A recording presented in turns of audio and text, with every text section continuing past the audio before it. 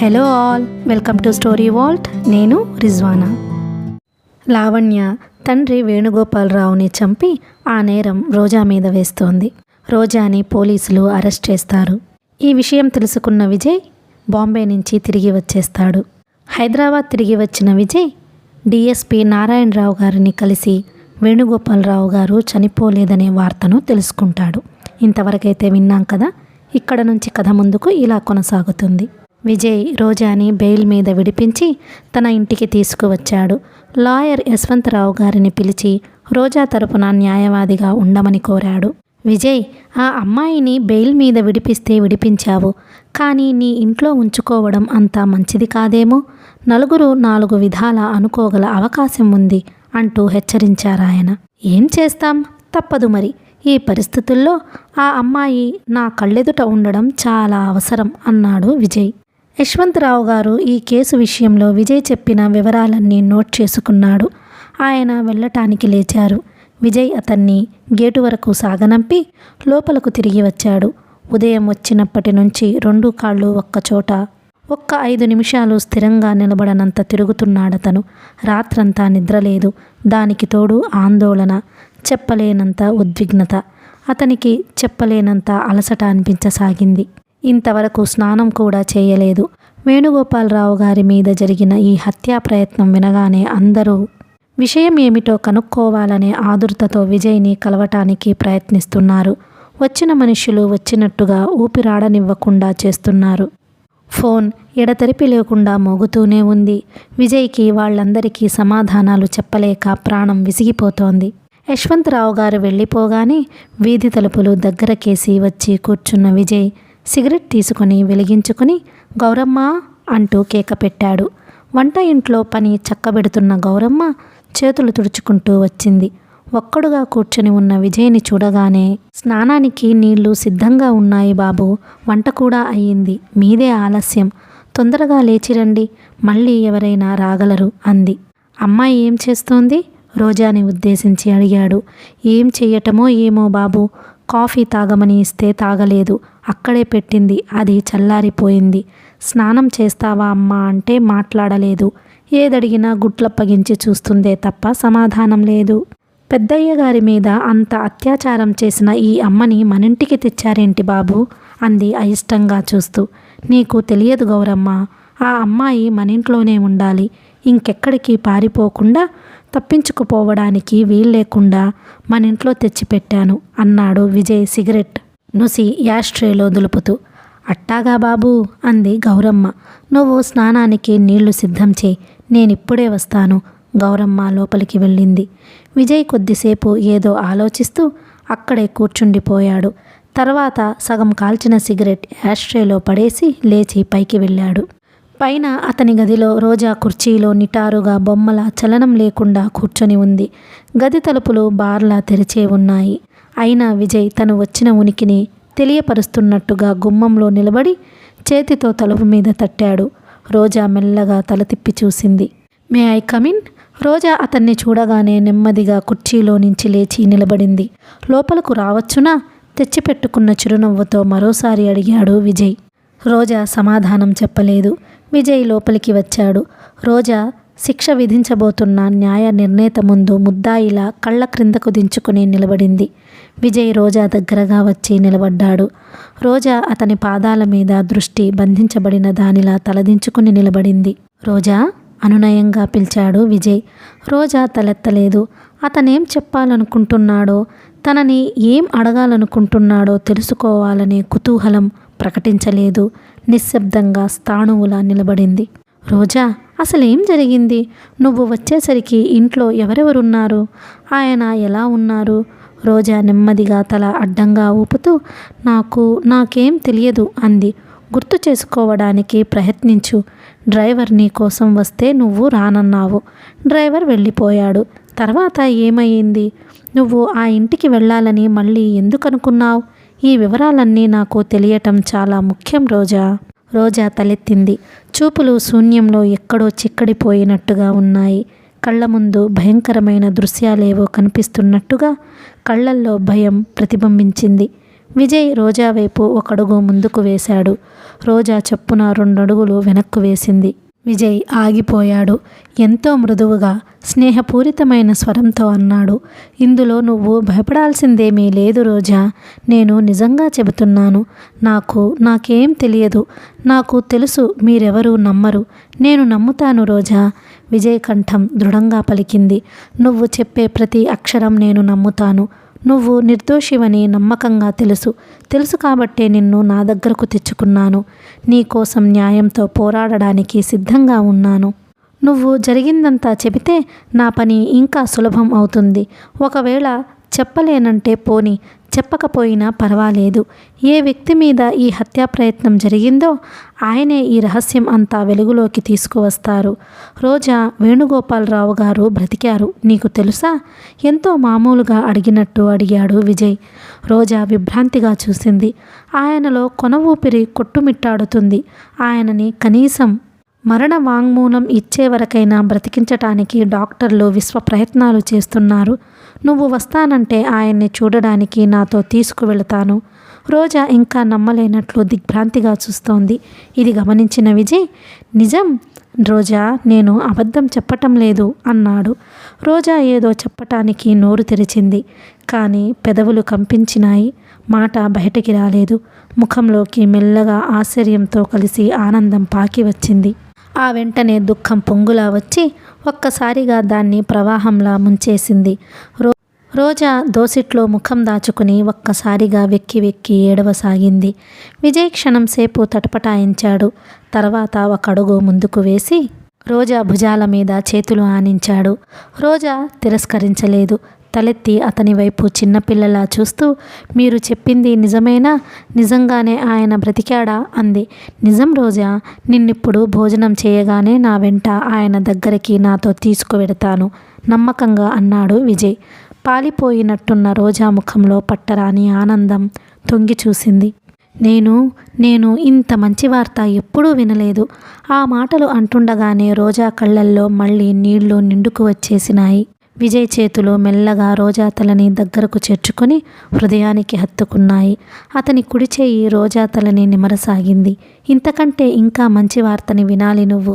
అతని స్వరం అస్పష్టంగా, ఆత్మీయంగా, అనురాగంగా పలికింది. అతని స్పర్శలో రోజాలో పోయిన శక్తిని మెల్లమెల్లగా పుంజుకుంటున్నట్టుగా అనిపించింది. కొద్దిసేపు ఇద్దరూ మాటలే కరువైనట్టు, అసలు భాషతో ప్రసక్తే లేనట్టు అలాగే నిలబడిపోయారు. రోజాలో పొంగులా వచ్చిన దుఃఖం క్రమంగా తగ్గిపోయింది. ఇంతలో మెట్ల మీద నుంచి గౌరమ్మ కేక పెట్టింది. బాబూ, మీకోసం ఎవరో వచ్చారు. ఇప్పుడే వస్తున్నా.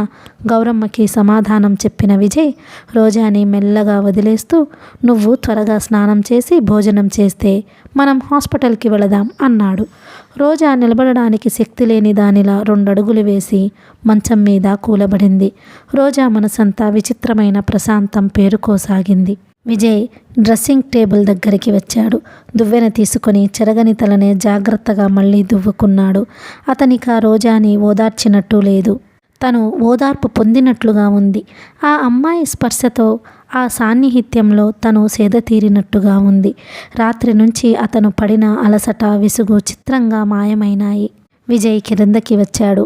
అక్కడ కుర్చీలో ఒరిగినట్టు కూర్చొని ఉన్న శంకరయ్య విజయ్ని చూడగానే లేచి వినయంగా నమస్కరించాడు. కూర్చోండి. ఎవరు మీరు? ఏం కావాలి మీకు? నా పేరు శంకరయ్య. నేను రోజా మేనమామని. అమ్మాయిని మీరు బెయిల్ మీద విడిపించి తీసుకువచ్చారని తెలిసింది. మీరా? కూర్చోండి అన్నాడు విజయ్. శంకరయ్య కూర్చున్నాడు. అడగలేనట్టు అడిగాడు. ఆయన బ్రతికి ఉన్నాడంటున్నారు, నిజమేనా లేక కట్టుకథలా? నిజమే. కొన ఊపిరి ఉంది. అది నిలబడుతుందో లేదో చెప్పటం మాత్రమే కష్టం. డాక్టర్లు నిలబెట్టడానికి చేయగలిగినదంతా చేస్తున్నారు. ఏమిటో బాబు, అమ్మాయి ఇలా వీళ్ళ దగ్గర చేరటం మా ఆడవాళ్ళకి ఎవరికీ ఇష్టం లేదు. అనంత్కి తెలిసిన వాళ్ళు, చాలా మంచివాళ్ళు అంటే నేనే సరేనన్నాను. అది ఇంత ప్రారబ్ధం అవుతుందని, మాకు ఇన్ని చిక్కులు వస్తాయని కల్లో కూడా అనుకోలేదు. మీరు అనంత్కి అన్నగారని తెలిసింది. తమరిని నేనెప్పుడూ చూడలేదు. అనంత్ని వెంటనే బయలుదేరి రమ్మని టెలిగ్రామ్ ఇచ్చాను అన్నాడు విజయ్. అనంత్ పేరు వినగానే ఆయన ముఖం ప్రసన్నమయ్యింది. అనంత్ చాలా మంచివాడు. ఉన్నవాళ్లమనే అతిశయం రవ్వంత కూడా లేదు. అతని పట్టుదల మీదనే రోజా ఈ పనిలో చేరింది. రోజా పనిచేస్తున్న ఈ యజమానిని మీరెప్పుడూ చూడనే లేదా? విజయ్ ప్రసంగం మారుస్తూ అడిగాడు. నేనా? లేదు. అనంతకి బాగా పరిచయస్తులని విన్నాను. రోజాకి వాళ్ళ మంచితనం మీద గురి కుదరకపోతే అసలు అక్కడికి వెళ్ళటానికే ఒప్పుకోదని నాకు తెలుసు. రోజా అందరి ఆడపిల్లలాంటిది కాదు. తన మంచి చెడులు తనకి బాగా తెలుసు. ఆ భరోసాతోనే నేను అంతగా ఆరాలు తీయలేదు. అదీగాకుండా నేను ఎప్పుడూ ఊళ్ళో ఉండేవాడిని కాదు. 1-2 సార్లు తనతో వచ్చి ఆయన్ని కలవమని రోజా బలవంతం చేసింది. నేను వెళదాం అనుకుంటూనే అశ్రద్ధ చేశాను. స్నానానికి పెట్టిన నీళ్లు చల్లారిపోతున్నాయి బాబూ, గౌరమ్మ గుర్తు చేసింది. ఇదిగో వస్తున్నా గౌరమ్మ. విజయ్ లేచాడు. మీరు రోజాతో మాట్లాడుతూ ఉండండి, నేనిప్పుడే స్నానం చేసి వస్తాను అంటూ విజయ్ శంకరయ్యని రోజా ఉన్న గది దగ్గరకు తీసుకువెళ్ళి వదిలి తను ఇవతలికి వచ్చేశాడు. విజయ్ తనతో పాటు శంకరయ్యని వేణుగోపాలరావు గారున్న హాస్పిటల్కి తీసుకువచ్చాడు. ఆయన మరణ వాంగ్మూలం ఏమిస్తాడోనని శంకరయ్యకి కూడా ఆదుర్దగానే ఉంది. ఆయన నోటి వెంబడి రాబోయే 2-3 ముక్కలకి రోజా భవిష్యత్తుకి భయంకరమైన సంబంధం ముడిపడి ఉంది.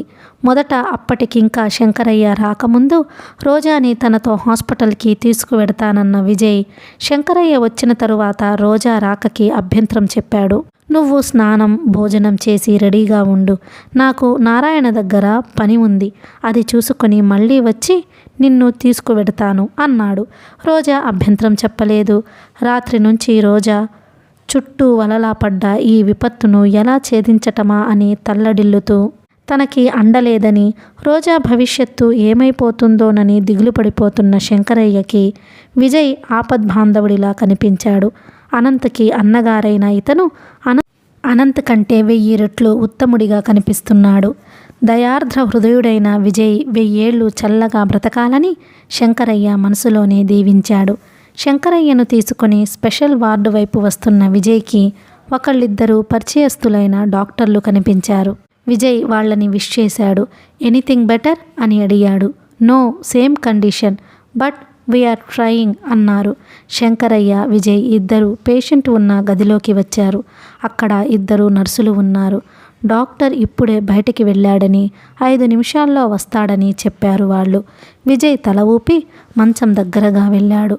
బెడ్ మీద ఎలాంటి చలనం లేకుండా అతి నిశ్చలంగా పడి ఉన్న ఆ శరీరంలో ఆ కొన ఊపిరి ఇంకా ఎక్కడ రెపరెపలాడుతుందో ఆ దేవుడికే తెలియాలి అనిపిస్తోంది. రండి, ఇలా రండి, చూడండి. దూరంగా నిలబడిన శంకరయ్యని పిలిచాడు విజయ్. శంకరయ్య దగ్గరగా వచ్చాడు. విజయ్ జాగ్రత్తగా శంకరయ్య ముఖ కవళికలని పరీక్షగా రెప్పవాల్చకుండా పరిశీలిస్తున్నాడు. మొదట మామూలుగానే శంకరయ్య రోగగ్రస్తుడైన వ్యక్తిని చూసినట్టు సానుభూతిగా చూశాడు. అంతలోనే అతను ఉలిక్కి పడ్డట్టుగా అయ్యాడు. కనుబొమ్మలు ముడిపడినాయి. దీక్షగా ఆలోచనగా పరీక్షగా చూశాడు. శంకరయ్య కళ్ళల్లో భయం లాంటిది కదులాడింది. ఈయన్ని మీరు గుర్తుపట్టగలరా? విజయ్ నిదానంగా నిశ్చలంగా అడిగాడు. శంకరయ్య కళ్ళు పత్తికాయల్లా అయినాయి. ఈయన తడబడ్డాడు. విజయ్ జేబులోకి చెయ్యి పోనిస్తూ అన్నాడు. ఈయన చిన్నప్పటి ఫోటో చూపించమంటారా అంటూ ఫోటో ఒకటి తీసి శంకరయ్య చేతికి అందించాడు. ఆ ఫోటోలో వ్యక్తిని చూడగానే శంకరయ్య ముఖం వెలవెలబోయింది. అతడెవరో చెప్పలేరా మీరు? విజయ్ అడిగాడు. అతను మా వేణు. అవును, మీకు వేణు, మాకు వేణుగోపాలరావు గారు. మీకు మీ చెల్లెలు సావిత్రి భర్త, మాకు మా లావణ్య రాధల తండ్రి. ఇప్పుడు మీకు అర్థమైందనుకుంటాను రోజా ఎవరి దగ్గర పనిచేయటానికి వెళ్ళిందో. శంకరయ్య స్థాణువులా నిలబడిపోయాడు. అతని ముఖం పాలిపోయినట్లయింది. ఊపిరాడని మనిషి ఉక్కిరి బిక్కిరి అవుతున్నట్టుగా చూడసాగాడు. ఇంతలో డిఎస్పి నారాయణ డాక్టర్తో కలిసి లోపలికి వచ్చాడు. హాల్లో విజయ్, నువ్విక్కడ ఉన్నావా? నీకోసమే ఫోన్ చేయాలనుకుంటున్నాను. ఫింగర్ ప్రింట్స్ రిపోర్ట్స్ వచ్చినాయి. అతనెవరో తెలుసా? ఎవరు? విజయ్ ఆదుర్దగా అడిగాడు. నారాయణ విజయ్ పక్కనున్న శంకరయ్యను చూశాడు. విజయ్ మోచేయి పెట్టుకుని కాస్త పక్కకు తీసుకువెళ్ళి తగ్గు స్వరంలో, ఇంకెవరో కాదు, ఆ రోజా తమ్ముడు చంద్రం. దీన్ని బట్టి రోజా అమాయకురాలు కాదని, ఆ అమ్మాయికి ఇందులో భాగం ఉందని తెలుస్తూనే ఉంది. చంద్రమా? విజయ్ నమ్మలేనట్టు అడిగాడు. అవును, అతని కోసం మహారాష్ట్ర గవర్నమెంట్ కూడా బాగా గాలిస్తుందట. బొంబాయిలో జరిగిన 2-3 పెద్ద దోపిడీలలో ఇతని చెయ్యి ఉందిట. నువ్వు తొందరపడి తెలివి తక్కువగా ఆ అమ్మాయిని బెయిల్ మీద విడిపించావు. ఇదేదైనా నీ తలకి చుట్టుకుంటుందేమో చూడు. విజయ్ చకితుడైనట్టు చూడసాగాడు. ఆ వేలిముద్రలు చంద్రానివా? చందుకి ఇందులో భాగం ఉందా? అయితే ఈ ఖూనీ చెయ్యటానికి వచ్చింది ఎవరో రోజాకి తెలుసు అన్నమాట. విజయ్ కళ్ళ ముందు గబగబా 1,00,000 దృశ్యాలు కదిలినాయి. రోజా చాలా తెలివిగలది, చాలా చతురురాలు. ఇదంతా నటన కాదు కదా. తనని మోసం చేసి గోతిలో పడదోయడానికి చేసిన యత్నం కాదు గదా. రోజాని ఒంటరిగా వదిలేసి వచ్చాడు. అసలు ఇప్పుడు రోజా తన ఇంట్లో ఉందా, పారిపోయిందా? తను హామీ ఇచ్చి బెయిల్ మీద విడిపించాడు. రోజా తన మీద కక్ష సాధించడానికి ఇది ఒక అవకాశంగా వినియోగించుకోదు కదా. ఏమో. నారాయణ, ఇప్పుడే వస్తాను ఉండు. నేను మళ్ళీ నీకు ఫోన్ చేస్తాను. విజయ్ పక్కకు తిరిగాడు. విజయ్ 2 అంగాల్లో బయటకి వచ్చాడు. పై అంతస్తు నుంచే దిగటానికి లిఫ్ట్ కోసం ఆగే ఓపిక కూడా లేనివాడిలా 2 మెట్లు ఒక అంగా చొప్పున ఉరుకుతూ గబగబా క్రిందకి వచ్చేశాడు. బయట ఆపి ఉంచిన స్కూటర్ మీద కూర్చోవటం, అది స్టార్ట్ అవ్వటం 2 ఒకేసారి జరిగినాయి. గాలి దుమారంలా దూసుకుంటూ ఇంటికి వచ్చేసిన విజయ్ పరుగులాటి నడకతో వచ్చి దగ్గరగా వేసి ఉన్న తలుపులని ఒక్క ఊపుతో తెరిచి లోపలికి వచ్చాడు. గౌరమ్మ అంటూ ఇల్లదిరిపోయేలా కేక పెట్టాడు. ఏంటి బాబు? గౌరమ్మ హడలిపోతూ పరిగెత్తుకు వచ్చింది. అమ్మాయి ఏది? ఎక్కడా? ఏ అమ్మాయి బాబు? కంగారు పడుతూ అడిగింది. రోజా. ఆ అమ్మాయా? పైన ఉంది. చెప్పగా స్నానం చేసింది. లేచి భోజనానికి రమ్మని ఇప్పుడే పిలుస్తున్నాను. ఏమైంది బాబు? ఏం జరిగింది? విజయ్ గౌరమ్మ మాటలు వినిపించుకోనట్టే హాస్పిటల్ మెట్లు దిగినంత వేగంగా మళ్ళీ మెట్లు ఎక్కి పైకి వెళ్ళాడు. గదిలో రోజా మంచం మీద కూర్చుని తలదువ్వుకుంటూ చిక్కు తీసుకుంటుంది. ఎలాంటి శంక లేకుండా నిశ్చలంగా ఉన్న ముఖంతో పరధ్యాసగా ఆలోచిస్తూ మెల్లగా తల దువ్వుకుంటున్న రోజాని చూడగానే విజయ్ గది గుమ్మంలో క్షణం సేపు ఆగిపోయాడు. గబగబా రావటం వల్ల అతను వేగంగా ఊపిరి పీలుస్తున్నాడు. నుదుటి మీద చిరుచెమటలు అలుముకున్నాయి. అడుగుల చప్పుడు విన్న రోజా తల తిప్పి చూసింది. రోజా. విజయ్ దగ్గరగా వచ్చాడు. రోజాకు అభిముఖంగా వచ్చి నిలబడిన అతను తీక్షణంగా వెంటనే అడిగేశాడు. రోజా, నిజంగా చెప్పు. వేణుగోపాలరావు గారి మీద జరిగిన హత్యా ప్రయత్నంలో నీకేం సంబంధం లేదా? నీకేం తెలియదా? రోజా విచిత్రంగా అతని వైపు అపరిచితుడిని చూసినట్లు చూడసాగింది. కొద్దిసేపటి క్రితం అనురాగంగా, ఆత్మీయంగా ఆసరా ఇస్తూ మాట్లాడిన వ్యక్తి ఈ మనిషేనా? విజయ్ ఆలస్యం భరించలేకుండా ఉన్నాడు. ఉద్వేగంతో, అర్థం కాని శంకంతో అతని గుండెలు బద్దలయ్యేలా ఉన్నాయి. 2 చేతులు చాచి రోజా భుజాలు గుచ్చి గట్టిగా పట్టుకొని పైకి లేవనెత్తాడు. రోజా చేతుల్లో దువ్వెన జారి క్రింద పడింది. విజయ్ ఆవేశంగా రోజా భుజాలు కుదుపుతూ అన్నాడు. నిజం చెప్పు. నువ్వేం చేసినా పర్వాలేదు. ఎలాంటి పరిస్థితులైనా నేను నీకు అండగా ఉంటాను. నీకోసం ఒక్క న్యాయంతోనే కాదు, సర్వ ప్రపంచంతో ఎదురు తిరిగి పోరాడుతాను. నువ్వెలాంటి దానినైనా మనసారా స్వీకరిస్తాను. కావాలంటే నిన్ను అగ్నిసాక్షిగా అందరి ముందు మళ్ళీ పెళ్లాడతాను. నా నుంచి నిజం దాచి నన్ను నలుగురిలో వెధవని చెయ్యకు. నిజం చెప్పు. అసలేమయ్యింది? విజయ్ చేతులు రోజా భుజాలు ఘాట్లు పడేంత గట్టిగా ఒత్తి పట్టుకున్నాయి. విజయ్, నాకేం తెలియదు. హఠాత్తుగా అతను చూపిస్తున్న ఈ ఆవేశానికి బెదిరిపోతున్నట్టుగా, ముడుచుకుపోతున్నట్టుగా అంది రోజా. అబద్ధాలు ఆడకు. ఇంకా నటన మానే. నీకేం తెలియదంటే నేను నమ్మను. ఈ హత్యా ప్రయత్నం జరిగినప్పుడు చంద్రం అక్కడున్నాడు. నీకు తెలియకుండా అతను అక్కడికి రావటం అనేది అసంభవం. చంద్రమా? చందునా? కొత్త విషయం వింటున్నట్టుగా అడిగింది. అవును, దీనిలో అతనికి కూడా భాగం ఉంది. రోజా, నువ్వు నా నుంచి నిజం దాచినట్టయితే నీ తమ్ముడికి బదులు నువ్వు ఉరికంబం ఎక్కాల్సి వస్తుంది. నేనింతసేపు నువ్వు అమాయకురాలివేననుకుంటున్నాను. నువ్వే పాపం ఎరుగవని, ఇది ఇంకెవరైనా చేసి నీ మీద తోసి ఉంటారని అపోహపడుతున్నాను. నా నమ్మకం తెగిపోతోంది.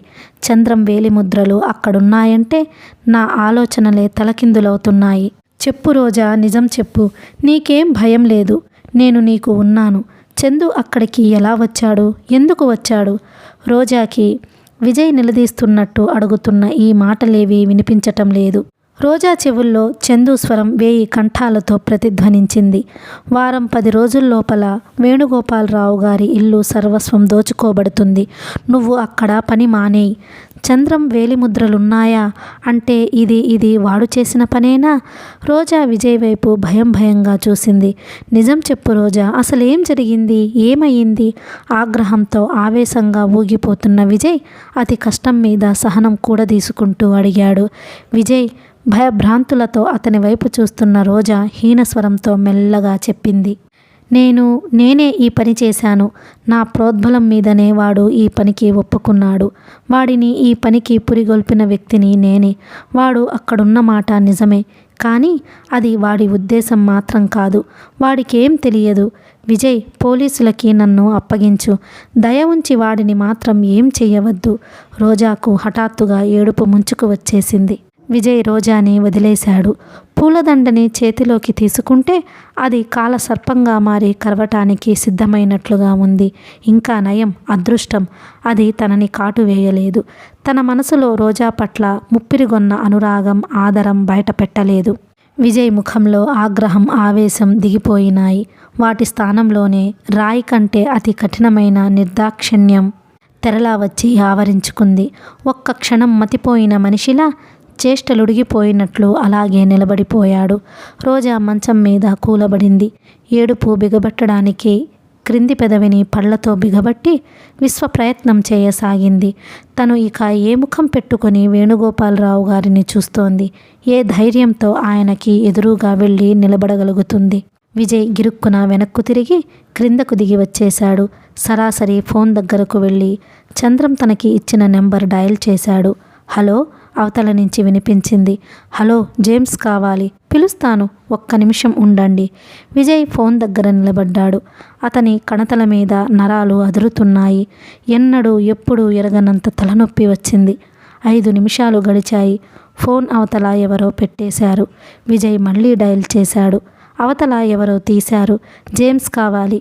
ఈసారి ఇంగ్లీష్లో అడిగాడు. Sorry, wrong number. ఇక్కడ ఆ పేరు గల వాళ్ళెవ్వరూ లేరు. అవతల టక్కున ఫోన్ పెట్టేసిన శబ్దం అయ్యింది. విజయ్ తన డైరీ చూసుకొని మరో నెంబర్కి డయల్ చేసి చంద్రం కావాలని అడిగాడు. అక్కడ కూడా అదే సమాధానం. గౌరమ్మ చేత రోజాని పిలిపించి రోజాతో చేయించాడు. రోజాకి కూడా అదే సమాధానం వచ్చింది. చంద్రం అని గాని జేమ్స్ అని గాని ఆ పేరు గల వ్యక్తి అసలు అక్కడ లేడు. ఇది వాళ్ళ సమాధానం. ఫోన్ మెల్లగా పెట్టేసిన రోజా విజయ్ వైపు తిరిగింది. విజయ్ చూపులు ఆలోచనగా, ప్రశ్నార్థకంగా రోజా ముఖం మీద నిలిచినాయి. అతని మనసులో 1000 ప్రశ్నలు, 1,00,000 సందేహాలు సుళ్ళు తిరుగుతున్నాయి. విజయ్ లావణ్యని చూడడానికి మాధవరావు గారి ఇంటికి వచ్చాడు. విజయ్ వచ్చేసరికి ఆయన ఇంట్లో లేరు. సరస్వతమ్మ గారు క్లబ్కి వెళ్ళారు. వేణుగోపాలరావు గారి మీద హత్యా ప్రయత్నం జరగటం, రోజా అరెస్ట్ అవ్వడం, లావణ్య వచ్చి ఇంట్లో ఉండడం, ఇదంతా ఆవిడ నోటికి కావలసినంత పని. విజయ్ మాధవరావు గారి ఇంటికి అపరిచితుడేం కాదు. లావణ్య గదిలో మంచం మీద నిద్ర స్పృహ లేని స్థితిలో ఉంది. తండ్రి ప్రాణం పోలేదు, కొన ఊపిరితో తిరిగి వచ్చిందనే వార్త మాధవరావు గారు వచ్చి ఆదుర్దగా, ఆనందంగా వినిపిస్తుంటే లావణ్యకి ఈసారి నిజంగా స్పృహ తప్పింది. లావణ్య గుండెల్లో భయం, అర్థం కాని ఆందోళన. మాధవరావు దంపతులు ఆనందంగా ఆ విషయం గురించి ముచ్చటించుకుంటూ ఆయన బ్రతికినందుకు భగవంతుడికి కృతజ్ఞతలు అర్పించారు. లావణ్యలో శక్తి అంతా ఊదేసినట్టు ఆరిపోయింది. కాళ్ళు చేతులు చచ్చుబడినట్టయింది. సరస్వతమ్మ గారు క్లబ్కి వెళ్ళగానే ఎన్నడూ దేవుడిని తలుచుకొని లావణ్య 2 చేతులు జోడించి, భగవాన్, నన్ని ఆపద నుండి కాపాడు, నీకు నిలువుదోపిడి ఇస్తాను, నీ కొండకి కాలిదారన మెట్లెక్కి వస్తాను అంటూ ప్రార్థించుకోసాగింది. తండ్రిలో తిరిగి వచ్చిన ఆ కొన ఊపిరి నిలబడకూడదని, ఆయన బ్రతకకూడదని మనసారా కోరుకుంటూ దండం పెట్టుకోసాగింది. కళ్ళ ముందు ఉగ్ర నరసింహమూర్తిలా తండ్రి ముఖం రకరకాలుగా కనిపించసాగింది. ఒకసారి హంటర్ చేత్తో పట్టుకుని వస్తున్నట్లు, ఇంకొకసారి గుడ్లు ఉరిమి, ఇంత పని చేస్తావా నువ్వు అని చేతులు జాచి పీక పట్టుకోవడానికి ప్రయత్నిస్తున్నట్లు ఉంది. నిద్రపోవటానికి స్లీపింగ్ పిల్ వేసుకున్న లావణ్యకి నిద్ర రాలేదు. మత్తుగా ఏదో ప్రపంచంలో ఉన్నట్లుగా ఉంది. మంచం మీద పడుకున్న మనిషి ఉండి ఉండి ఉలిక్కిపడి లేచి కూర్చోసాగింది. గదిలో నౌకరు తొంగి చూసి అమ్మాయి గారు అని పిలవగానే మత్తున ఎగిరిపడి లేచి కూర్చుంది. లావణ్య అంత ఉలిక్కిపడడం చూసినవాడు తొట్రుపడ్డాడు. మీకోసం విజయ్ బాబు గారు వచ్చారు అన్నాడు ఎంతో నెమ్మదిగా. విజయ్ పేరు వినగానే లావణ్య కుచించుకుపోయింది. నేనిప్పుడు ఎవరినీ చూడనని చెప్పు అంది. నౌకర్ హాలులోకి తిరిగి వచ్చాడు. లావణ్య చెప్పిన మాటలు సరిగ్గా చెప్పాడు.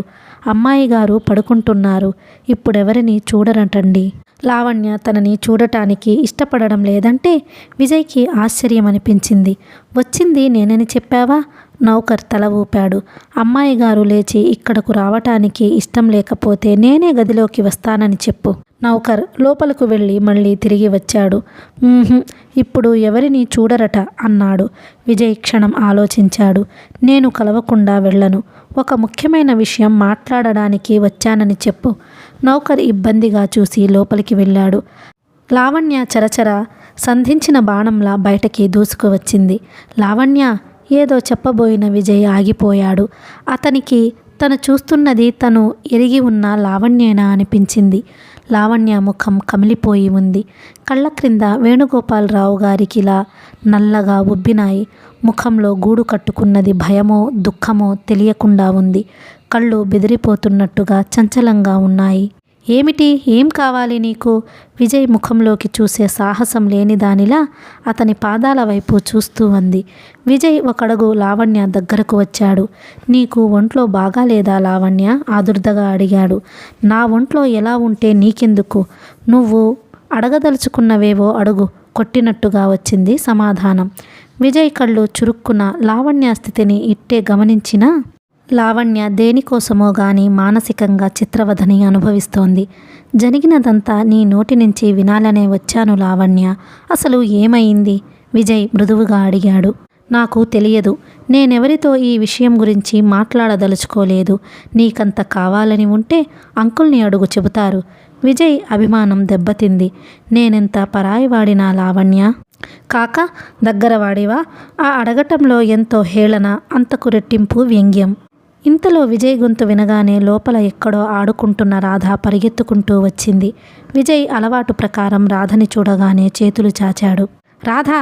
గర్జిస్తున్నట్టుగా అరిచిన లావణ్య విజయ్ వైపు పరిగెత్తుతున్న రాధను మధ్యలోనే రెక్కపట్టి గుంజి ఆపింది. లోపలకు వెళ్ళు. ఇక్కడికి ఎందుకు వచ్చావు నువ్వు? రాధా కళ్ళు పెద్దవి చేసి అక్కగారి వైపు చూడసాగింది. లావణ్య, ఏమిటిది? ఏమైంది నీకు? విజయ్ అసహనంగా అడిగాడు. రాధ విజయ్ దగ్గరికి వెళ్ళటానికి అక్కగారి చేతుల్లో నుంచి గుంజుకోసాగింది. బుద్ధి లేదు? పిచ్చి వేషాలు వేశావంటే ఒళ్ళు చీలుస్తాను, పో లోపలికి. లావణ్య రాధ వీపు మీద బలంగా 2 చరిచింది. విజయ్ ఉలిక్కిపడ్డాడు. రాధ ఒంటి మీద పడ్డ ఆ దెబ్బలు అతనికే తగిలినట్టు అయ్యింది. ఒక్కంగాలో వచ్చి రాధని విడిపించబోయాడు. లావణ్య విసురుగా అతని చేతులు తోసేసింది. తీక్షణంగా చూస్తూ అంది. విజయ్, దూరంగా ఉండు. నీకనవసరమైన విషయాల్లో కల్పించుకొని నీ హద్దులు మీరకు. నీకు బుద్ధుందా లేదా? నోరు లేని పసిపిల్లని అలా బాదుతావేం? మనిషివేనా నువ్వు? విజయ్ కోపంగా అడిగాడు. కాదు, పశువుని. మనుష్యుల్లో గోముఖ వ్యాఘ్రాల్లా ప్రవర్తించే కొంతమంది నమ్మక ద్రోహుల కంటే పశువులు బాగా నయం. వాటికి తెలివితేటలుండవు, గ్రహింపు జ్ఞానం ఉండదు. కానీ తడిగుడ్డలతో గొంతులు కొయ్యవు, నవ్వుతూ నమ్మించి ప్రాణాలు తీయవు.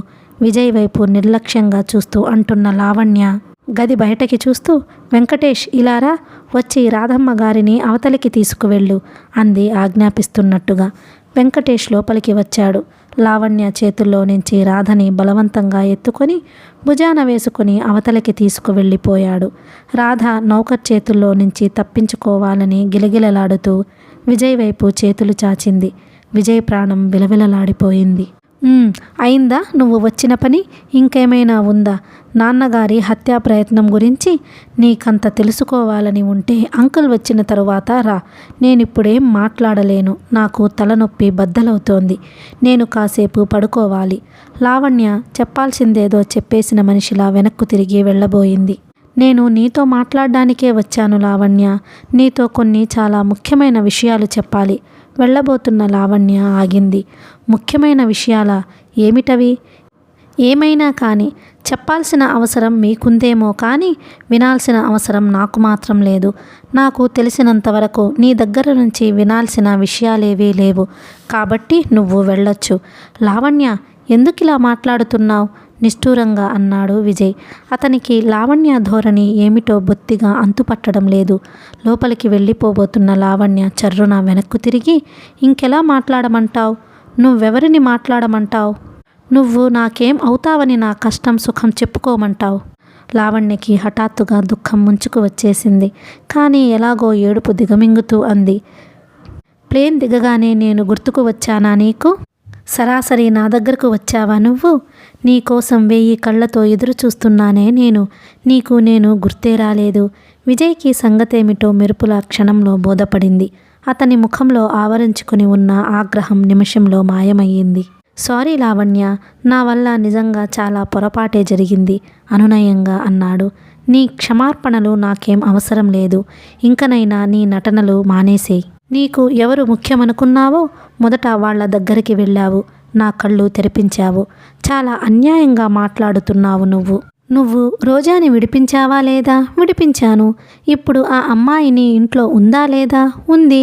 విజయ్ ఎలాంటి సంకోచం కానీ తొట్టుపాటు కానీ లేకుండా జవాబు చెప్పడం చూసిన లావణ్యకి మనసంతా ద్వేషంతో చేదు ఎక్కినట్టు అయిపోయింది. దుఃఖం స్థానంలో క్రోధం ఆవరించింది. రోజాతో నీకెలాంటి సంబంధం లేనప్పుడు నీకెందుకంత ఆత్రం? దిగగానే ఆవిడ కోసం పరిగెత్తాల్సిన అవసరం ఏమిటి? విజయ్ జవాబు చెప్పలేనట్టుగా చూడసాగాడు. జవాబు చెప్పు, మాట్లాడు. మాట్లాడవేం? ఏం చెప్పను? నువ్వంత ఆవేశంగా అన్యాయమైన ఆరోపణలు చేస్తుంటే అన్యాయంగా మాట్లాడుతున్నానా నేనా? సరే పోనీ సూటిగానే మాట్లాడతాను. ఒకటి అడుగుతాను, నిజం చెప్పు. రోజా నీకేం కాదా? లావణ్య. విజయ్ నిస్సహాయంగా చూశాడు. ఆ అమ్మాయికి నీకు ఎలాంటి సంబంధం లేదని గుండెల మీద చెయ్యి వేసుకొని మీ అమ్మ మీద ఒట్టేసి చెప్పు. విజయ్ సమాధానం చెప్పలేదు. నాకు తెలుసు నువ్వు చెప్పలేవు. అందుకే నీకు దూరంగా ఉండదలుచుకున్నాను. ఇక నువ్వు చెప్పాల్సింది, నేను వినాల్సింది అంతా అయిపోయింది. వెళ్ళు నువ్వు. లావణ్య, నేను నిజం చెబుతున్నాను. నాకు నువ్వెంతో, రోజా కూడా అంతే. ఈ సంగతి నీకు అతని వాక్యం పూర్తి కానేలేదు. ఏమిటేమిటి? నేను ఆ పని మనిషి నీకు సమానమా? ఇదేనా నువ్వు చెప్పేది? ఈ మాటే ఇంకొకరు అన్నట్టయితే చాచి చెంప పగలగొట్టి ఉండేదాన్ని. విజయ్, నీ కళ్ళు మరీ నెత్తికెక్కినాయి. ఎవరో గమనించే జ్ఞానం కూడా పోయినట్టుంది. అంతస్తులు అర్హతలు మర్చిపోయి మాట్లాడకు. నీ పై నటనలతో, నీ తీపి మాటలతో మురిసిపోయి నన్ను నేను మర్చిపోవటానికి నేను నాన్నగారిని కాదు. నీ అలసు చూసుకొని నువ్వు అండగా ఉన్నావనే ధైర్యంతోనే ఆ రాక్షసి ఇంతగా తెగించింది. నాన్నగారి ప్రాణాలు బలి కావటానికి కూడా సిద్ధమయ్యింది. రోజా నీకేం కాదని నువ్వు బుకాయించినా రోజా నీకేమవుతుందో నాకు తెలుసు. నా దగ్గర రుజువులున్నాయి. చూపించమంటావా నీకు? లావణ్య దబాయింపుకి విజయ్ ఆశ్చర్యంగా చూశాడు. రుజువా? నువ్వా? ఏం చూపిస్తావు? ఏం చూపిస్తానా? నిలబడు ఒక్క క్షణం. తీవ్రంగా చూసిన లావణ్య లోపలికి పరిగెత్తింది. విజయ్ విస్మయంగా అక్కడ నిలబడ్డాడు. రుజువు చూపిస్తుందా? ఏమిటది? లావణ్య ఇంకే కట్టుకథలైనా సృష్టించటం లేదు కదా? లోపలకు వెళ్ళిన లావణ్య చేతుల్లో తెల్లటి పెద్ద కవర్తో తిరిగి వచ్చింది. అందులో నుంచి ఒక ఫోటో తీసి విజయ్కి చూపిస్తూ, ఇదేమిటి? దీనికేం జవాబు చెబుతావు? అంది. అది చూడగానే విజయ్ ఒక్కసారి లావణ్య మీదకి ఉరికాడు. లావణ్య చప్పున 2 అంగాల్లో మెరుపులా వెనక్కు వెళ్ళి దూరంగా నిలబడింది. బెదిరిస్తూ ఆగ్రహంగా అంది, విజయ్ జాగ్రత్త, దూరంగా ఉండి మాట్లాడు, లేకపోతే నౌకర్లతో నిన్ను అవమానించాల్సి వస్తుంది. నీ ఇష్టం. విజయ్ ముఖం ఆ ఫోటోను చూడగానే చెవుల నుంచి మెడ దిగు వరకు చిదిపితే రక్తం చివ్వున చిందేటంత ఎర్రగా కందిపోయింది. అది తను రోజా మెడలో మంగళసూత్రం ముడివేస్తున్న ఫోటో. ఇవి నీ దగ్గరికి ఎలా వచ్చాయి? అది నా రహస్యం. తల సగర్వంగా ఎగరేస్తూ అంది. ఫోటో చూడగానే విజయ్ ముఖంలో వచ్చిన మార్పుకి లావణ్యకి చాలా సంతోషం కలిగింది. ఎంతో సేపటి నుంచి ఓపికగా గాలం వేస్తూ కూర్చున్న మనిషికి గాలానికి చక్కటి చేప దొరికినప్పటి ఆనందం అది. విజయ్ లావణ్య వైపు రెప్పవాల్చకుండా చూస్తూ క్షణం సేపు అలాగే నిలబడ్డాడు. అతని ఆంతర్యం లావణ్య మనసులో ఉన్న ఉద్దేశాన్ని పసిగట్టడానికి ప్రయత్నించసాగింది. అతను ఏది గ్రహించాలని నిలబడి లావణ్య వైపు చూస్తున్నాడు. సరిగ్గా ఆ విషయమే లావణ్య నోట్లో నుంచి బయటకి వచ్చింది. విజయ్, ఈ ఫోటోలో బట్టి నువ్వు రోజా పెళ్లి చేసుకున్నారని, మీరిద్దరూ భార్యాభర్తలని తెలుస్తూనే ఉంది. మీరు కలిసి ఎందుకు కాపురం చేయలేదో, మీ ఇద్దరి మధ్య ఏం జరిగిందో నాకు తెలియదు. నాకు తెలుసుకోవాలనే కుతూహలం కూడా లేదు. నాకు కావాల్సిందల్లా ఇందులో నీకు కూడా భాగం ఉందని. అవసరం అయితే రుజువు చేయటం. నీ మీద ప్రత్యేకంగా నాకేం ద్వేషం లేదు. ఒకటి మాత్రం చెబుతున్నాను, జాగ్రత్తగా విను. నువ్వు ఈ గొడవలో కల్పించుకోవాలని చూసినా, రోజాపక్షం వాదించాలని ప్రయత్నించినా, నేను ఈ ఫోటోలతో ఇదంతా నీ పీకల మీదకి తెచ్చేలా చేస్తాను. జరిగిందేదో జరిగిందని నువ్వు మెదలకుండా ఊరుకుంటే నేనీ ప్రసక్తి ఎత్తను. ఈ గొడవంతా అయిపోయిన తరువాత నీ ఈ ప్రాణ రహస్యాన్ని నీ చేతులకి భద్రంగా అప్పగిస్తాను. ఇది షరతనుకున్నా సరే, బెదిరింపనుకున్నా సరే. విజయ్ చిత్రమైన స్థితిలో ఉన్నాడు. అతనిలో భళ్ళున బ్రద్దలవ్వడానికి, అగ్నిపర్వతంలా సిద్ధంగా ఉన్న ఆవేశాన్ని దిగమింగటానికి చాలా శక్తి కూడదీసుకోవలసి వచ్చింది. తన అల్మారాలో భద్రంగా దాచిన ఈ ఫోటోలు లావణ్య చేతికెలా వచ్చాయో అతనికి అర్థం కావటం లేదు. పైనుంచి లావణ్య ఇదంతా బయటకి తెస్తానని బెదిరిస్తోంది. విజయ్ 2 నిమిషాల్లో తనని తాను కుదుటపరుచుకున్నాడు. అతని ముఖంలోకి మెల్లగా ప్రశాంతత వచ్చేసింది. ఆ ప్రశాంతత అట్టడుగున చెలరేగుతున్న అల్లకల్లోలంలా అతనికి ఒక్కడికే తెలుసు. విజయ్ లావణ్యని ఇంకేం ప్రశ్నించలేదు. లావణ్య చేతిలో ఉన్న ఫోటోకి తనకి ఏం సంబంధం లేనట్టు, దీనికి తనేం బెదిరిపోనట్టు తీరికగా అక్కడున్న సోఫాలో కూర్చొని జేబులో నుంచి సిగరెట్ ప్యాకెట్ తీసుకుని అందులో నుంచి శ్రద్ధగా ప్రత్యేకంగా ఒకదాన్ని ఎన్నిక చేసి తీసుకుని వెలిగించుకున్నాడు. లావణ్యకి విజయ్ ధోరణి అర్థం కాలేదు. ఒక్కసారి పంజాతో కుట్టి మీదకి ఉరుకుతుంది అనుకున్న సింహం అంతలో సాధువులా శాంతించిపోయి అతి నిదానంగా ప్రవర్తించినంత ఆశ్చర్యంగా అనిపించింది. లావణ్యకి తన చేతికి చిక్కిన అందమైన చేప ఎరని విడిపించుకొని నీళ్లలోకి జారిపోతున్నట్లుగా ఉంది. విజయ్ ముందు తను ఓడిపోతాననే భావన తీవ్రమైన ఆశాభంగం కలగజేసింది. ఆవేశంతో పూనకం వచ్చినట్టు ఊగిపోవలసిన విజయ్ తనని బ్రతిమాలుతోనో బెదిరిస్తోనో చిందులు తొక్కాల్సిన మనిషి సోఫాలో తీరికగా కూర్చుని సిగరెట్ కాల్చుకోవడం చూడగానే ఒళ్ళంతా కంపరం పుట్టినట్టయింది. ఏమిటి మాట్లాడవేం? నేను చెప్పిన షరతుకి ఒప్పుకున్నట్లేనా? అంది రెట్టిస్తున్నట్లుగా. విజయ్ కొద్దిగా కనుబొమలెత్తాడు. షరతా? అయితే నువ్వు పెట్టినది షరతునన్నమాట, బెదిరింపు కాదా? నువ్వు షరతుకి లొంగకపోతే అది బెదిరింపే అవుతుంది. సాధారణంగా షరతు పెట్టేవాళ్ళు చివరికి చేసే పని అదేలే, నిర్లక్ష్యంగా అన్నాడు. ఈ మాటలన్నీ నాకనవసరం. నువ్వు ఒప్పుకుంటావా లేదా? నన్ను ఆలోచించుకోని మరి. ఇంతలో మాధవరావు గారు లోపలికి వచ్చారు. ఆయన్ని చూడగానే లావణ్య ఫోటోని కవర్లో పెట్టేసింది. మాధవరావు గారు విజయ్ని చూడగానే, విజయ్, నువ్వు ఇక్కడికి వచ్చావా? నేను నీకోసం మీ ఇంటికి వెళ్ళాను అంటూ అతనికెదురుగా ఉన్న సోఫాలో వచ్చి కూర్చున్నాడు. ఇప్పుడే వచ్చాను, సిగరెట్ తీసి యాష్ట్రేలో దులుపుతూ ఎంతో మామూలుగా జవాబు ఇచ్చాడతను. అప్పుడు అతన్ని చూసిన వారెవరూ క్షణక్రితం అతను పడిన ఆందోళన, ఆవేశం మాత్రం గుర్తించలేరు. లావణ్య కల్పించుకుంటూ అంది, విజయ్కి ఏవో వివరాలు కావాలిట, అవన్నీ చెప్పటం నా వల్ల కావటం లేదు, మీరు చెప్పండి అనేసి వెళ్ళిపోయింది. వెళ్లే ముందు చేతిలో ఉన్న కవరును విజయ్ వైపు చూపిస్తూ హెచ్చరికగా ఆడించడం మర్చిపోలేదు. మాధవరావు తల పట్టుకుంటూ అన్నారు, విజయ్, వీళ్ళ బాధ్యత లేనితనం, తొందరపాటు చూశావా? ఎంత అనర్థం చేశారో. ఆ మనిషి పూర్తిగా పోయాడో లేదో తెలుసుకోకుండానే స్టేట్మెంట్స్ ఇచ్చేశారు. నేను ఈ విషయం అసెంబ్లీలో అడిగి వాళ్ల మీద గట్టి చర్య తీసుకునేలా చేయదలుచుకున్నాను. అందులో ఇంకోటి కాదే, బాధ్యత గల పోలీస్ డిపార్ట్మెంట్ ఇలా చేస్తే ఎలా? విజయ్ చిరునవ్వుతో అన్నాడు. వాళ్ళు కూడా మనుష్యులేగా. మనిషికి ఊపిరి పీల్చటం ఎంత సహజమో పొరపాటు రావటం కూడా అంత సహజం. ఏది ఏమైతేనేం ఆయనలో ప్రాణం నిలబడింది. అదే మనకి కావలసింది. నేనిప్పుడే హాస్పిటల్కి వెళ్ళి వచ్చాను.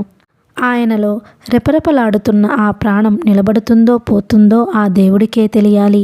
కనీసం మరణ వాంగ్మూలం ఇచ్చేంతవరకైనా నిలిస్తే మన బాధ్యత సగం తగ్గుతుంది. లేకపోతే పెద్ద గొడవే. అది కేవలం మనందరికీ అదృష్టం మీద ఆధారపడి ఉందనుకోవాల్సి ఉంటుంది. వేణుగోపాలరావు గారు మరణించారనే ఉద్దేశంతోనో మాధవరావు గారు లావణ్యకి అండగా నిలిచారు. ఆయనకి ఊపిరి తిరిగి వచ్చిందనే వార్త వినగానే మిత్రుడుగా ఆయన మనసు వెంటనే ఆనందం పొందిన తర్వాత ఆయన నోటి నుంచి జరిగిన దానికి వ్యతిరేకంగా ఏమైనా వినాల్సి వస్తుందేమో, తన పని కుడితిలో పడ్డ ఎలుకగా అవుతుందేమోననే భయం పీడించసాగింది. లావణ్య చెప్పినదంతా నిజమైతే ఏం పర్వాలేదు. ఒకవేళ అదంతా అసత్యమైతే తను తొందరపడి లావణ్యకి అండగా నిలిచినందుకు లోలోపల బాధపడుతున్నా, అవసరం అయితే చివరి వరకు తన మాటలు అక్షరాలా నిజమేనని వాదించటానికి నిశ్చయించుకున్నాడు. తను ఎన్ని కేసులు చూడడం లేదు. ఈ రోజుల్లో న్యాయం ఎక్కడుంది? లాయర్లు వాదించినదే న్యాయం. అబద్ధమైన నిజమైన సాక్షులతో రుజువు చేయగలిగిందే సత్యం. సాక్షులు కావాలంటే బోలెడంతమంది. వేణుగోపాలరావు గారికి ప్రాణం తిరిగి వచ్చిందని తెలిసిన మరుక్షణంలోనే తన ఇంట్లో నౌకర్లని, వేణుగోపాలరావు గారి ఇంట్లో వంటవాడిని, డ్రైవర్ని, తోటమాలిని ఆయన డబ్బుతో కొనేశారు. ఎటొచ్చి ఎటుపోయినా ముందు చూపు ఉండటం మంచిది అనిపించింది ఆయనకి. 2 రోజులు గడిచినాయి. 3వ రోజున ఆ రోజు ఉదయం నుంచి కుండపోతగా ఒకటే వర్షంగా ఉంది. విజయ్ తిరిగి 3 గంటలు అవుతుండగా ఇంటికి వచ్చాడు. అతనిలో ఆకలి, నిద్ర రెండూ చచ్చిపోయినట్లున్నాయి. వేణుగోపాలరావు గారి ప్రాణం నిలబడ్డట్టేనని నిన్న డాక్టర్లు దృఢపరిచారు. కానీ ఆ సంతోషం అరగంట కూడా నిలవలేదు. అంతలోనే ఆయన పరిస్థితి మళ్ళీ దిగజారిపోయింది. కొడిగట్టి రెపరెపలాడుతున్న ఈ దీపం ఉంటుందో ఆరిపోతుందో అర్థం కాని ఈ పరిస్థితి భరించటం అందరికీ మహాయాతనగా ఉంది. దుర్లభమైన ఆ శరీరం మృత్యువు కోరల్లో నుంచి పెనుగులాడి యువతల పడాలని పడుతున్న ఘర్షణ మెచ్చుకోదగ్గట్టుగా, ప్రశంసించాలన్నట్టుగా ఉందంటున్నారు డాక్టర్లు.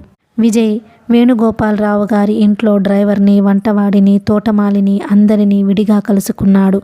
వాళ్ళు ఇచ్చిన సమాధానాలు ఒకే రకంగా గోడ మీద పిల్లివాటంగా ఉన్నాయి. ఇరుగు పొరుగుని ప్రశ్నిస్తే ఒక్కొక్కరు ఒక్కో రకంగా చెప్పారు. సభ్యత, సంస్కారం గల ఈ నాగరిక ప్రపంచంలో పొరుగువాడింట్లో ఏం జరుగుతుందో చూడాలనే కుతూహలం ఎవరికీ ఉండదు.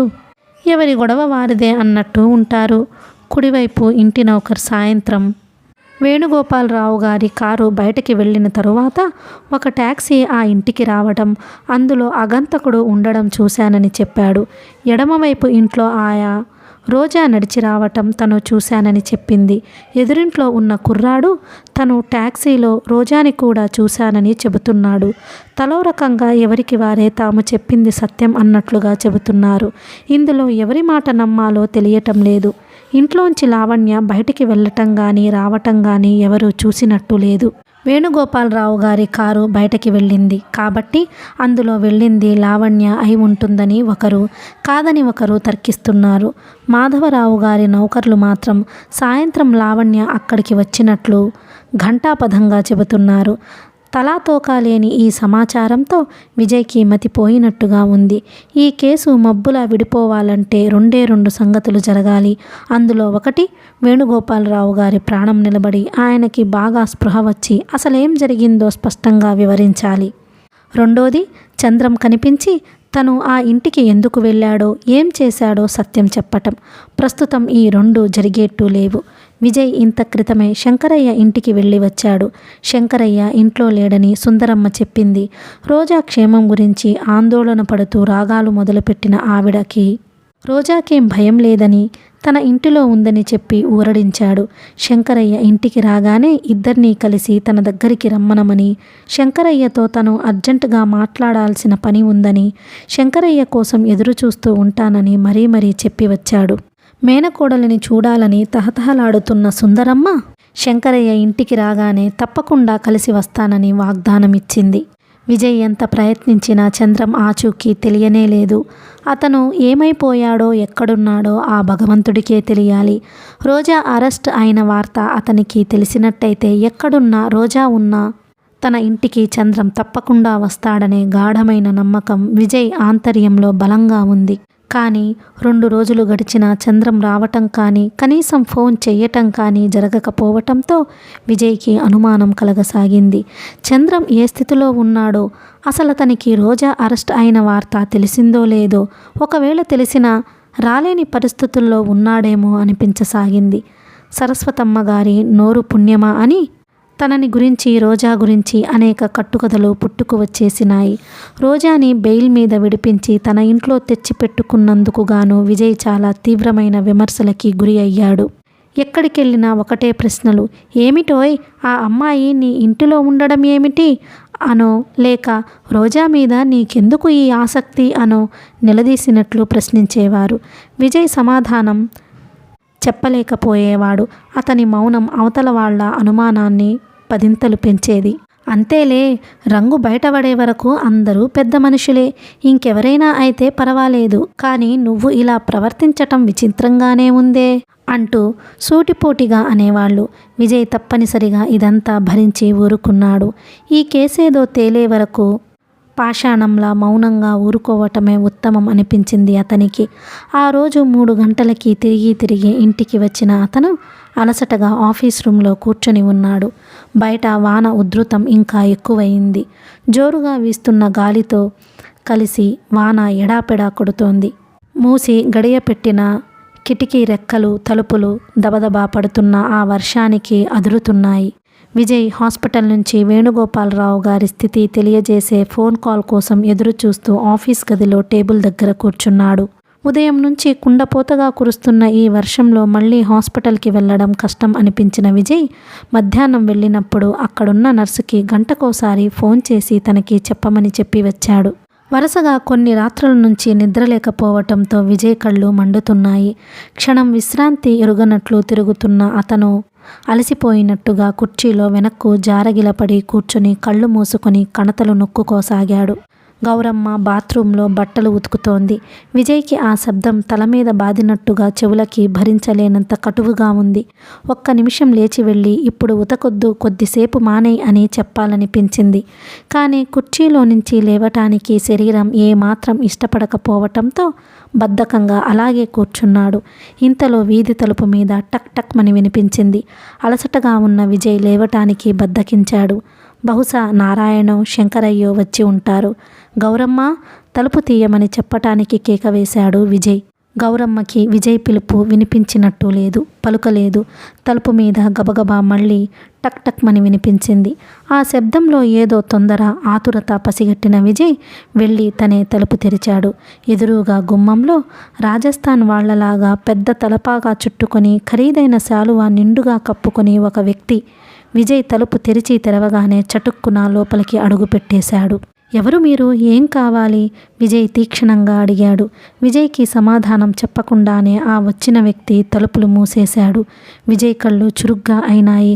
వచ్చినతన్ని మెరుపుల నఖశిఖ పర్యంతం పరీక్షగా చూశాడు. అతనిలో ఏదో ఊహ తళుక్కుమంది.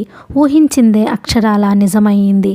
విజయ్, మీరు నన్ను గుర్తుపట్టలేదా అంటూ చంద్రం తలపాగా తీసేశాడు. చంద్రం? విజయ్ సంభ్రమాశ్చర్యాలతో చూశాడు. అతనికి కోరుకున్న పెన్నిధి కళ్ళెదుట నిలిచినట్టుగా ఉంది. బయట టాక్సీ ఆగి ఉంది. డబ్బు ఇవ్వాలి. చంద్రం చెయ్యి జేబులోనికి పోనిచ్చి పర్స్ తీయబోయాడు. ఆగు, నేనిచ్చి వస్తాను. విజయ్ తలుపు తీసి బయటికి వెళ్ళాడు. వర్షం ఉధృతం తగ్గినా ఇంకా సన్నటి జల్లుగా పడుతూనే ఉంది. ట్యాక్సీ మీటర్ చూడగానే విజయ్ కనుబొమలు కొద్దిగా పైకి లేచినాయి. మీటర్ 24 రూపాయలు చూపిస్తోంది. చంద్రం చాలా దూరం నుంచి వచ్చినట్టున్నాడు. విజయ్ జేబులో నుంచి 25 రూపాయలు తీసి డ్రైవర్కి ఇచ్చి లోపలికి వచ్చేశాడు. అతను వీధి తలుపు గడియ పెడుతుండగా చంద్రం ఆదుర్దగా అడిగాడు, ఇక్కడికి ఇప్పుడెవరైనా వస్తారా? వస్తే మీ మామయ్య రావాలి. ఆయన తప్ప ఇంకెవరూ రారు. ఇద్దరు ఆఫీస్ రూమ్లోకి వచ్చారు. రోజా ఇక్కడే ఉంది కదూ అన్నాడు చంద్రం. ఉంది. విజయ్, మీ మేలు నేను మర్చిపోను. దగ్గుత్తిక అన్నాడు. మేలా? నేనా? ఏం చేశానని? రోజాని బెయిల్ మీద విడిపించి ఎవరికీ భయపడకుండా మీ గౌరవ ప్రతిష్టలు లెక్క చేయకుండా తెచ్చి మీ దగ్గర పెట్టుకున్నందుకు. అదా? అందులో నా స్వార్థం కూడా ఉందని నువ్వు ఎందుకు అనుకోకూడదు? చంద్రం మాట్లాడలేదు. విజయ్ చంద్రాన్ని పరీక్షగా అతని వైపు చూసి చూడనట్టుగా చూస్తున్నాడు. Vijay, I'm sorry. ఆ రోజు పూనాలో మిమ్మల్ని కలుసుకోలేకపోయాను అంటూ చంద్రం నిండుగా కప్పుకున్న శాలువా తీసి కుర్చీ మీద పడేశాడు. విజయ్ అప్పుడు కానీ గుర్తించలేదు. చంద్రం చేతిలో సూట్ కేసు ఉంది. దాన్ని చూడగానే విజయ్ ఉలిక్కిపడ్డాడు. ఆ సూట్ కేసు లావణ్యది. ప్లేన్లో ఎప్పుడైనా ట్రావెల్ చేయాలంటే మంచి సూట్ కేసు లేదు అని సణుగుతున్న లావణ్యకి తను ఒకసారి ఢిల్లీ వెళ్ళినప్పుడు అది కొని తెచ్చి బహుమతిగా ఇచ్చాడు. ఏమిటి చూస్తున్నారు? ఇది నా దగ్గరకు ఎలా వచ్చిందా అనా చంద్రం రాణి నవ్వుని తెచ్చిపెట్టుకుంటూ అన్నాడు. విజయ్ అవునన్నట్టు తల ఊపాడు. ఇది ఎవరిదో మీకు నేను చెప్పనవసరం లేదనుకుంటాను. ఇందులో వేణుగోపాలరావు గారి సొమ్ముంది. ఆ రోజు ఆ ఇంట్లో దొంగతనం చేసి తీసుకువెళ్ళిన నేను చెక్కు చెదరకుండా తిరిగి మీకు అప్పగించడానికి తెచ్చాను. చంద్రం పెట్టె తెచ్చి విజయ్ టేబుల్ మీద పెట్టి మూత తెరిచాడు. దాని నిండా మిలమిలలాడుతూ నగలు కనిపించాయి. అవన్నీ విజయ్కి తెలిసిన నగలే. వాటిని చూడగానే అతని ముఖం రాయిలా కఠినంగా మారిపోయింది. విజయ్ గుండెల్లో చిత్రమైన బాధ మొదలయ్యింది. మనసనే దానికి పెద్ద ఇనుప గుండు కట్టి లోతైన నీళ్లల్లోకి వదిలేస్తే అది అంతు తెలియని అఘాతంలోకి నిస్సహాయంగా దిగిపోతున్నప్పటి బాధ, చూడడానికి ఇష్టపడని విషయం కళ్ళెదుట చూస్తున్నప్పటి వ్యధ అది. తను ఊహించినదే నిజమైంది. తను భయపడుతున్నదే యథార్థముగా కళ్ళెదుట నిలబడి వెక్కిరిస్తోంది. రోజా అమాయకురాలు కాదు. రోజా చంద్రం కలిసే ఈ పని చేశారు. రోజా తనతో చెప్పింది మాట్లాడింది అంతా నటనేనన్నమాట. చంద్రం పెట్టె మూసేసి తలెత్తుతూ ఆవేదన నిండిన స్వరంతో ఆర్తిగా అన్నాడు. విజయ్, మీతో నేను కొంచెం సేపు మాట్లాడాలి. పసితనం నిండిన ఆ గొంతుకి విజయ్ చలించిపోలేదు, కరిగిపోలేదు. అతనిలో మృదువైన భావమేదో క్రమేపీ ఘనీభవించిపోతున్నట్టుగా ఉంది. కటువుగా అడిగాడు. ఏమని? ఈ దొంగతనం నేను చెయ్యలేదు, నాకేం సంబంధం లేదనా? కాదు, దొంగతనం నేనే చేశాను. ఇదంతా నా వల్లే జరిగింది. నా మూలంగానే ఆయన ఆ ప్రమాదానికి గురి అయ్యారు. ఇందులో రోజాకి ఏం సంబంధం లేదు. దానికేం తెలియదు. రోజా ప్రసక్తి రాగానే విజయ్ ముఖం ఇంకా కఠినంగా అయ్యింది. అదే సంగతి. రోజా నిర్దోషి అని చెప్పి దోషం అంతా తన మీద వేసుకోవడానికి వచ్చాడన్నమాట ఆదర్శ సోదరుడు. విజయ్ ఎలాంటి సంకోచం కానీ లాలన కానీ లేని ఖచ్చితమైన స్వరంతో అన్నాడు. చంద్రం, విషయం ఇంత దూరం వచ్చిన తరువాత నువ్వింకా అంతా దాచాలని చూడడం అది కేవలం నీ అమాయకత్వమే అవుతుంది. రోజాకి ఇందులో ఏమీ సంబంధం లేదు అంటున్నావు. నిజమే, ఒప్పుకుంటాను. కానీ రోజా చెప్పకుండా, రోజా ప్రమేయం ఏమీ లేకుండా ఆ ఇంటికి నువ్వెలా వచ్చావు? ఆచూకీ అంతా నీకెలా తెలిసింది? పోనీ అది చెప్పు. చంద్రం సమాధానం చెప్పలేదు. నువ్వు ఆ ఇంటిలో ప్రవేశించటానికి తప్పకుండా ఎవరో ఒకరు సహాయపడి ఉండాలి. అవునంటావా కాదా? చంద్రం దించిన తల ఎత్తలేదు. విజయ్ వైపు చూడలేదు. చంద్రం మౌనం విజయ్కి పిచ్చెక్కించేట్టుగా ఉంది. రోజా కాని పక్షంలో ఆ వ్యక్తి ఎవరో చెప్పటానికి ఇంత జాగుదేనికి? ఏమిటా సందేహం? చెప్పు. మాట్లాడవేం? నిలదీస్తున్నట్టుగా రెట్టించాడు. విజయ్, మీరేది చేయమన్నా నేను చేస్తాను. దయ ఉంచి ఈ ఒక్క విషయం మాత్రం నన్ను అడగవద్దు. నేను చెప్పను. గదిలో కొద్దిసేపు భయంకర నిశ్శబ్దం ఏర్పడింది. విజయ్ చూపులు తల వంచుకుని నిలబడిన చంద్రాన్ని తీవ్రంగా పరిశీలిస్తున్నాయి. కొద్దిసేపైన తరువాత విజయ్ దృఢమైన స్వరంతో నిర్మొహమాటంగా చెప్పేశాడు. సరే, నువ్వా విషయం చెప్పలేనప్పుడు నేనేం బలవంతం చెయ్యను. కానీ ఇక నేనేం చెయ్యలేను. రోజాను తిరిగి పోలీసులకు అప్పగిచ్చేస్తాను. ఇందులో రోజాకి భాగం ఉందో లేదో వాళ్లే తేల్చుకుంటారు. విజయ్, కొరడా దెబ్బ తిన్నవాడిలా చూశాడు చంద్రం. విజయ్ ఆ చూపులకి కరిగిపోలేదు. పైనుంచి కావాలని ఇంకా కొంచెం కఠినత్వం తెచ్చిపెట్టుకుంటూ అన్నాడు. నువ్వు చెప్పటానికి ఇష్టపడడం లేదు అంటే ఇక సందేహం లేకుండా ఆ వ్యక్తి తప్పకుండా రోజాయే అయి ఉంటుంది. రోజాకి ఆ ఇంట్లో ఎక్కడ ఏ వస్తువు ఉందో క్షుణ్ణంగా తెలుసు. రోజా దాదాపు ఆ ఇంట్లో ఆయన సొంత కూతురిలా తిరుగుతుంది. చీచీ, ఇది నమ్మక ద్రోహం. ఇంతకంటే దారుణం ఇంకేదీ ఉండదు. రోజాకి ఆయన ఆసరా కల్పించటం ఆయన దురదృష్టం. తను చేసిన సహాయమే తన పీకల మీదకి కత్తిగా వస్తుందని ఆయన అనుకుని ఉండరు. నేను కూడా అనుకోలేదు. చంద్రం చప్పున విజయ్ 2 చేతులు పట్టుకున్నాడు. అతని ముఖం అంతులేని ఆ వేదన దిగమింగుతున్నట్టుగా ఉంది. విజయ్, మీరు చాలా పొరబడుతున్నారు. భగవంతుని సాక్షిగా నిజం చెబుతున్నాను. రోజాకేం తెలియదు. ఇందులో దానికేం సంబంధం లేదు. రోజా కాకపోతే ఎవరు మరి? ఇంకెవరికి ఇందులో సంబంధం ఉంది?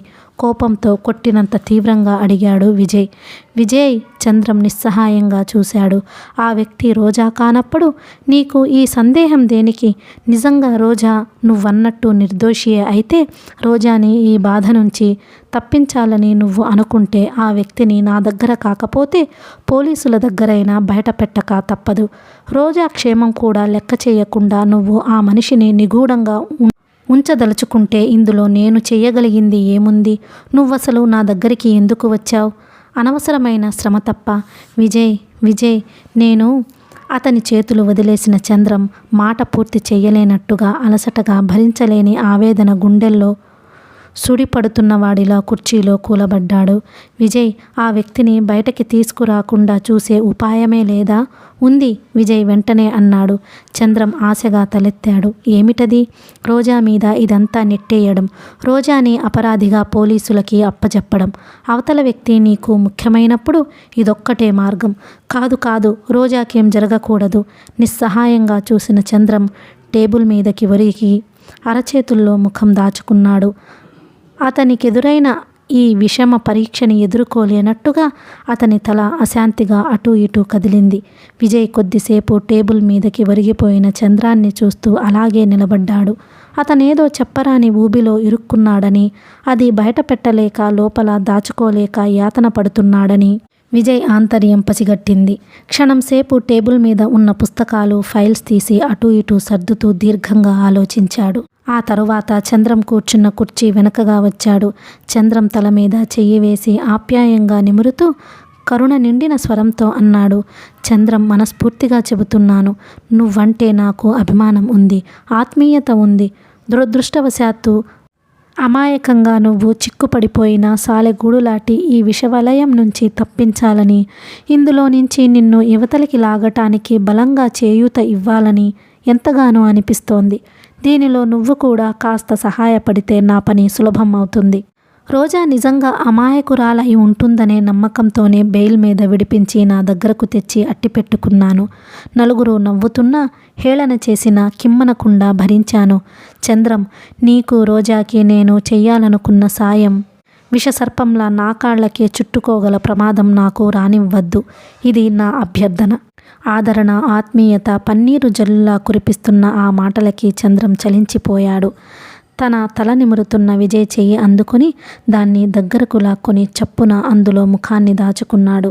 అతని కంఠం గద్గాధికంగా కంపిస్తున్నట్టుగా పలికింది. విజయ్, మీ మేలు మర్చిపోలేను, మీ రుణం తీర్చలేనిది. ఈ రూపంగా రోజా నేను చాలా అదృష్టవంతులం. అంత పెద్ద మాటలు అనకు. నిజాన్ని నిస్సంకోచంగా నా ముందు బయటపెట్టు. నాకది చాలు. నీకేం భయం లేదు. నీకంత ప్రియమైన ఆ వ్యక్తిని గుండెల్లో నేను కూడా పదిలంగా దాచుకుంటాను. అసలేం జరిగిందో నాకు స్పష్టంగా తెలిస్తే నేను ఈ కేస్ చేతబట్టి నీకు న్యాయం జరిగేలా చూడగలను. విజయ్, నేనెలా చెప్పగలను? పేరు చెప్పు చాలు. ఆ పేరు నా నోటి నుంచి రావటం అంటే నన్ను నేను చంపుకున్నట్టే. బ్రతికుండగానే చచ్చిపోయిన వాడిని అవుతాను. ఆ పని మరీ మంచిది. పాపభూయిష్టమైన ఆ పాత జీవితంలో చనిపోయి మళ్ళీ పుట్టినట్టు కొత్త జీవితం ప్రారంభిద్దువు గాని. చంద్రం తటపటాయిస్తున్నట్టు ఆగిపోయాడు. చెప్పు చంద్రం, ఎవరా మనిషి? లాలిస్తున్నట్టుగా అడిగాడు. ఆ మనిషి వేణుగోపాలరావు గారి. చంద్రం మళ్ళీ ఆగిపోయాడు. వేణుగోపాలరావు గారి వంట మనిషా? చంద్రం కాదన్నట్టు తల ఊపాడు. మరి డ్రైవరా? కాదు, ఆయన కూతురు లావణ్య. విజయ్ కళ్ళెదుట పిడుగుపడిన వాడిలా చూశాడు. లావణ్య? ఏమిటి నువ్వు చెప్పేది? లావణ్య? అవును విజయ్, లావణ్యే. విజయ్కి కళ్ళు తిరిగినంత పనైంది. ఆ మనిషి లావణ్య. అతనికి నమ్మశక్యం కాలేదు. లావణ్య ఇంకేదైనా చెయ్యవచ్చు, కానీ తన ఇంటిలో తను దొంగతనం చేస్తోందా? తన తండ్రి మీద అత్యాచారం చెయ్యమని ప్రోత్సహిస్తుందా? అసంభవం, ముమ్మాటికి అసంభవం. విజయ్కి తల గిర్రున తిరుగుతున్నట్టుగా ఉంది. చంద్రం జాగ్రత్తగా ఆలోచించి ఇదంతా రోజా మీద నుంచి లావణ్య మీదకి నెట్టేయాలని పథకం వేసుకుని రాలేదు కదా. విజయ్కి ఒక్క నిమిషం అంతా అయోమయంగా, అగమ్యగోచరంగా కనిపించింది. చంద్రం నెమ్మదిగా అడగలేక అడిగాడు. విజయ్, లావణ్య బయటికి రాకుండా చూసే ఉపాయం ఏదైనా ఉంటుందా? విజయ్ అతని మాటలు వినిపించుకోలేదు. చంద్రం షట్టు 2 చేతులతో పట్టుకుని బలంగా అతన్ని కుర్చీలో నుంచి పైకి లేపాడు. అతనికేమిటో అంతులేని ఆగ్రహం పొంగులా ముంచుకు వచ్చేసింది. ఏమిటి నువ్వనేది? ఇదంతా చెయ్యటానికి నీతో చెయ్యి కలిపిన వ్యక్తి లావణ్య. చంద్రం, ఆఖరిసారిగా అడుగుతున్నాను. నువ్వీ నాటకాలు మానేసి నిజం చెబుతావా లేదా? నువ్వు అబద్ధం ఆడిన కొద్దీ అది నీకు రోజాకి ప్రమాదమే అవుతుంది. లావణ్య ఎవరో తెలుసా? లావణ్య మీదకి ఈ జరిగినదంతా తోసేసి నువ్వు చేతులు కడుక్కుందాం అని అనుకుంటున్నట్టయితే చాలా పొరపాటు పడుతున్నావన్నమాటే. విజయ్, నేను నిజం చెప్పాను. ఇందులో ఒక్క అక్షరం కూడా అసత్యం లేదు. షటప్. లావణ్యకి నీకు పరిచయం ఎక్కడిది? ముక్కు మొహం ఎరగని నిన్ను లావణ్య తన ఇంటికి ఆహ్వానించిందంటే నేనెలా నమ్ముతాను? చంద్రం గుండెల దగ్గర తన షర్టుని బలంగా పట్టుకున్న విజయ్ చేతులు మెల్లగా వదిలించుకున్నాడు. టేబుల్ వైపు తిరిగి నగల పెట్టె తెరిచాడు. దానిలో అడుగున భద్రపరిచిన విల్లు తీసి విజయ్ చేతికి అందించాడు. విజయ్, లావణ్యకి నేను జేమ్స్గా చాలా రోజుల నుంచి బాగా తెలుసు. మాది పరిచయం కంటే స్నేహం అనే చెప్పవచ్చు. ఈ కాగితాలు చూడండి. మీరు ఇది వేణుగోపాలరావు గారు రాసిన విల్లు. అందులో తనకి బాగా అన్యాయం జరిగేట్టు రాశారని సరస్వతమ్మ గారు అనే ఆవిడ చెప్పిందిట. ఇంటిలో ఎవరూ లేని ఆ సాయంత్రం నన్ను రమ్మనమని ఫోన్ చేసింది. నేను వెళ్ళాను. నేను ఇనుప్పెట్టె తెరిచి ఈ విల్లు తీస్తుండగా ఇంతలో అనుకోకుండా ఆయన వచ్చారు. లావణ్య చాలా కంగారు పడిపోయింది. నాకు కూడా. చంద్రం క్లుప్తంగా ఆ సాయంత్రం జరిగిన సంఘటన కళ్ళకి కట్టినట్లుగా వర్ణించి వినిపించాడు. టేబుల్ అంచుకి ఆనుకుని నిలబడి చంద్రం నోటి నుండి వెలువడుతున్న ప్రతి మాటని అందులో ఒక్క అక్షరం కూడా పొల్లుపోకుండా చెవులు అప్పగించినట్టు విన్న విజయ్ నిశ్చేష్టుడిలా నోట మాట రానివాడిలా చాలాసేపటి వరకు అలాగే నిలబడిపోయాడు. అతనికి మెదడు మొద్దుబారిపోయినట్టే అనిపిస్తోంది. ఎక్కడి చంద్రం, ఎక్కడి లావణ్య? వీళ్ళిద్దరికీ పరిచయమా? ఎంత విచిత్రం, ఎంత వైపరీత్యం! కథ కొనసాగుతుంది. మీకు ఈ వీడియో నచ్చినట్లయితే please like, share and subscribe the channel. Thank you.